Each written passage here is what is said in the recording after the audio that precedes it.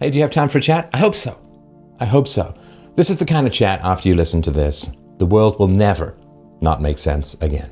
That's right, today I'll be responding to the far-right anarcho-capitalist YouTuber with a culty following who seems to peddle nearly every reactionary position there is, Stefan Molyneux. This guy is not a very productive person to listen to when it comes to issues of politics and society, or just about anything. But the arguments he makes in this video are pretty common ones when it comes to justifying capitalism and inequality in society in general, and thus are worthy, in my opinion, of a response. I'll link the original video in the description below, but I assure you it is not a fun watch. In fact, it is the most tedious and frustrating video I've ever responded to on this channel, if for no reason other than its length.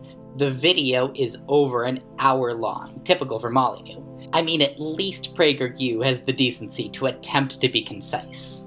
I'll note before we get started that I have cut up the video a lot in order to isolate the arguments and get rid of the unnecessary pauses and asides. I'm not going to respond to everything in the video. It is over an hour long, and this is already the longest video I've ever made on this channel. Firstly, a brief summary of the arguments. Molyneux starts off by defining two different types of equality. Molyneux argues that the equality of opportunity is when you have a level playing field, everyone plays by the same rules, but different outcomes happen. Some people end up doing better than others. He contrasts this with what he calls equality of outcome, which he defines as a sort of forced equality where everyone is coerced into having an equal level of success, which he argues requires tyranny. And then the video devolves into the MRA type stuff, 'cause of course. Single moms, low quality women, and so on, they want equality of outcome, so they can take the money from the husbands of the high quality women. Oh, Stefan, what an enlightened philosopher you are. We'll touch on that stuff at the end. But first, let's get into the main argument. We're going to start with the great dividing line in the world, between left and right, between conservatives and liberals, between capitalists and socialists, between small government and big government people. It is the difference between equality of opportunity and equality of outcome. So think of a poker game, for instance. So equality of opportunity is anyone gets to sit down and play poker, and the rules are the same for everyone. Now, equality of outcome, though, is very different. Equality of outcome says that what should happen is that everyone should end up with the same winnings from poker. Think of the game Monopoly. With Monopoly, there's equality of opportunity. Start up with the same amount of money, all have the same rules, but you're going to end up with very different outcomes. A running race, right? You all start at the same place, right? Assuming you're not on one of these weird Mobius strip tracks where everyone has to start at different spaces because the outside is longer. Wait, a Mobius strip track?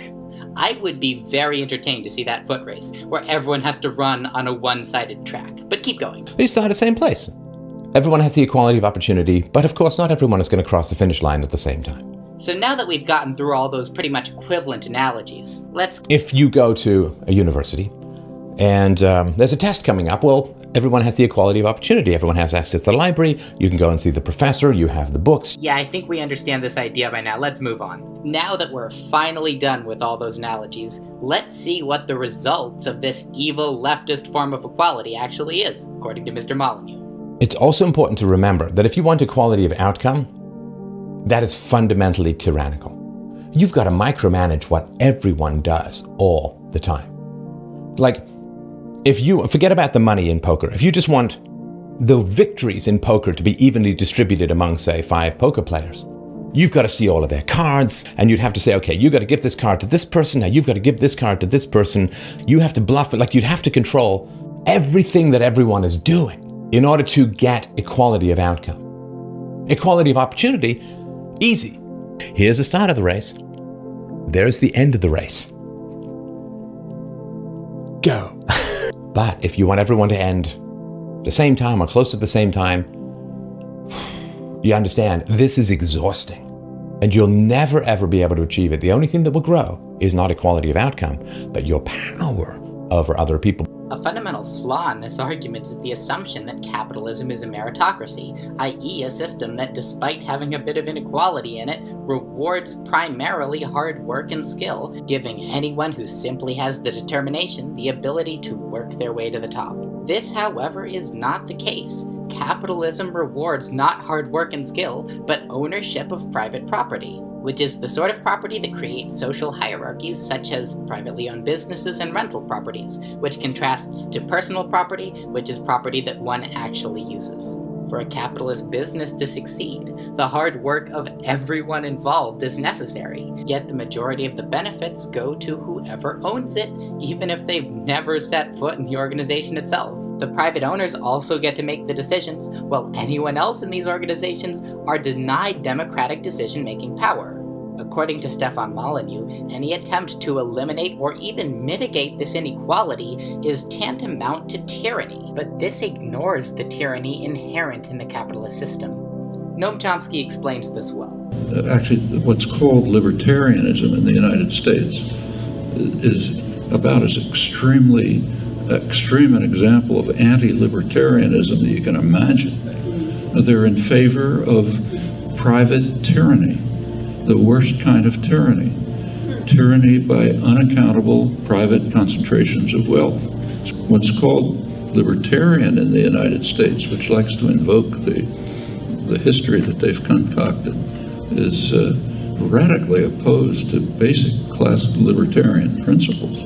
Thus, right libertarians and anarcho-capitalists like Molyneux have twisted things such that opposing tyranny becomes equated with supporting it. If capitalism were truly the fair and egalitarian meritocracy that right-wingers often represent it as, then we would see people going up to high positions and down to lower ones in a constant churn, but that is not what's seen under capitalism. Instead, capitalism creates class society. Under capitalism, if you're born to poor parents, you'll probably be poor, and if you're born to rich parents, you'll probably be rich. My father gave me a small loan of $1 million. This is not always the case. Right-wingers will argue that you can change your position in society, but the fact is that usually doesn't happen, and if it happens for one or two people, there will be so many more that stay in that original position. The problem is the system itself that creates these positions. It is absurd to call a society that gives an elite few vastly more opportunities to do well than the vast majority of the population equal opportunity. Some credit is due to Stefan Molyneux for at least realizing that this counterargument I made exists and attempting to address it. So let's take a look at that. Let's say that you end up, I can never get ahead. I was born poor, I can't ever get ahead. I'm never going to be able to make anything of myself. Because the socialists are all telling me that. The rich own everything. The poor are trapped.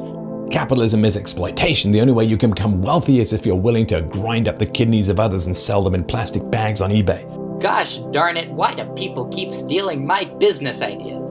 But seriously, keep going. It's a sedimentary layer of class reality that you can't ever burrow through. Well, what does that do to your motivation, to your ambition, to your willingness to work? So just because you start further back doesn't mean that you can't win the race. In fact, it may be the greater incentive for you to win the race. Plus, of course, when you start further back in the world, you start in a poor family or whatever, you know what you see? You see a lot of crappy lives. And if that's not a warning to you to do something different with your life, I don't know what is. Thus, according to Molyneux, being born poor gives you the added incentive to do better, and thus evens things out. If capitalism was a meritocracy like Molyneux seems to be implying, this would make more sense. But as established already, it's not. It rewards owning private property. Assuming this motivation argument is true, you still have to deal with the fact that some people are born with vastly less opportunities. An equal opportunity society cannot exist when the society is built around an economic system that has inequality built into it structurally. To explain equality of opportunity, Stefan Molyneux makes analogies to various situations where people are playing games and competing, but they all are following the same rules.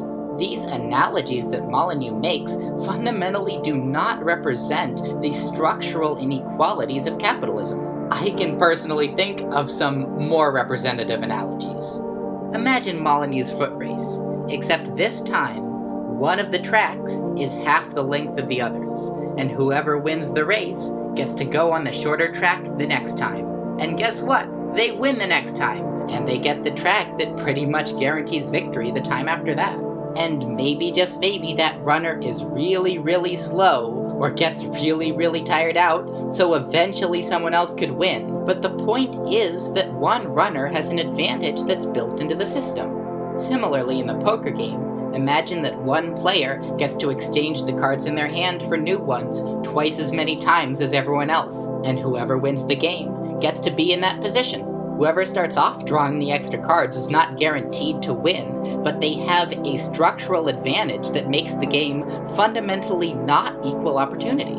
Capitalism is like this, except instead of being a silly little game, it's people's lives. Anarchism does not seek to tyrannically micromanage everyone's lives and make them exactly the same. Rather, anarchism seeks to eliminate the hierarchies in our current society that make it already not equal opportunity. Capitalism doesn't represent equality of opportunity or equality of outcome. It's just plain inequality.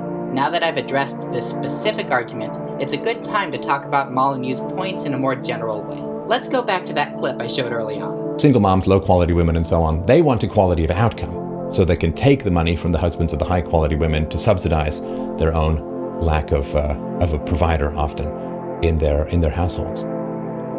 So to understand the world, to understand sort of politics and what's going on between left and right, like you remember that woman? Yeah, I think it was a woman. It took me a while. They're in some place outside in America, and when the inauguration was happening and Trump was announced as the president of the United States, she's like, no! She got the glasses on and that weird hat. No! Why? Because they perceive that he's going to provoke equality of opportunity, which is going to provoke inequality of outcome. And that provokes anxiety and terror in them. The fact that Molyneux is using the exact same argument against movements to curtail oppression and hierarchy based on gender as he did before when speaking about economic inequality is unsurprising due to the structure and purpose of the argument itself. Despite his self-representation as an anti-authoritarian attempting to curtail the power of the state, Stefan Molyneux is in fact putting forward a reactionary political ideology that seeks to maintain and justify the oppression and hierarchy in our society that anarchists seek to eliminate. So how would one do this? Say you're given the task of convincing somebody that inequality in society is actually a good thing. What arguments would you think up? There are two main approaches that I have seen. The first is to say, yeah, inequality, it's not great. I don't like it, but if you try to fix it, it will only make things worse. If you don't like inequality, the best thing to do is to ignore it. The other approach is to say, actually, the inequality is good, and anyone who's doing badly in our society didn't try hard enough, and their position is on them. Molyneux's argument is very representative of both of these strategies. If you take these arguments to their logical conclusion on whatever issue they're applied, the logical course of action is to preserve the inequalities, avoid any sort of mass movements against them, because that's just tyranny, and to blame anyone who does badly in a system that is really not equal opportunity as having personal failings. There is a lot of stuff that's messed up about this society, but there are a lot of ways that it used to be worse. And the fact that it's gotten better is tantamount to all of the movements to make it better. And as long as there are people who are trying to pull society in a better direction, there will be people who oppose that change and want to pull it back. And Stefan Molyneux's arguments here are the sort of arguments that they'll make.